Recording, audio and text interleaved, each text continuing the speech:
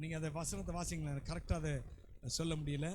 யாக்கோபு நிருபத்தை எடுத்துக்கொண்டீங்கன்னா அதில் யாக்கோபு சொல்லும்போது ஒரு இடத்துல சொல்கிறாரு, ஆண்டவர் நமக்காக எப்படி இருக்கிறார். வாசிங்க, யாக்கோபு 4:5 வாசிங்க. நம்மில் வாசமாயிருக்கிற, சொல்லுங்க, நம்மில் வாசமாயிருக்கிற, எல்லாரும் சொல்லலாமே, நம்மில் வாசமாயிருக்கிற ஆவியானவர்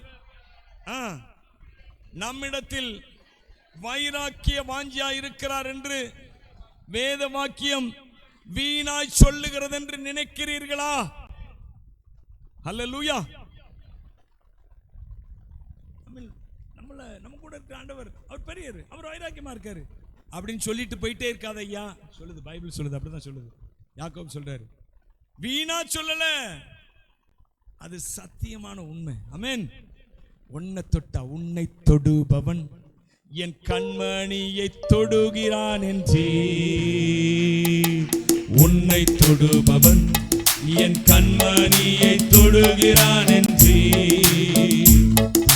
கண்மணி போல் காக்கும் அன்பு தெய்வமே, கண்மணி போல் காக்கும் அன்பு தெய்வமே, என்னோடு இருக்க பயம் என்ன, நீ என்னோடு இருக்க பயம் என்ன, சர்வ வல்லவர் என்னோடு இருக்கிறார், என்னோடு இருக்கின்றார்.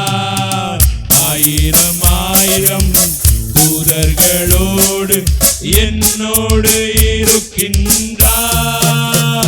சர்வ வல்லவர் என்னோடு இருக்கிறார், என்னோடு இருக்கின்றார். ஆயிரம் ஆயிரம் தூதர்களோடு என்னோடு இருக்கின்றார். சர்வ